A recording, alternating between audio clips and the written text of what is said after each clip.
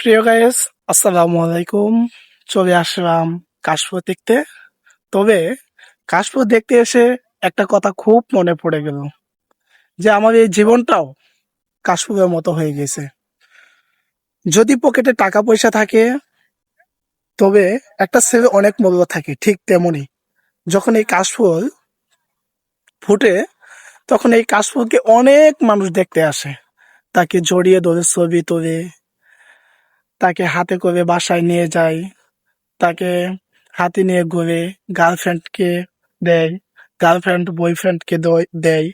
কিন্তু যখনই এই কাশফুল আর থাকে না, শুকিয়ে যায় সবকিছু, শুধু এই ডাটাগুলো পড়ে থাকে, তখন এই কাশফুলের মূল্য থাকে না।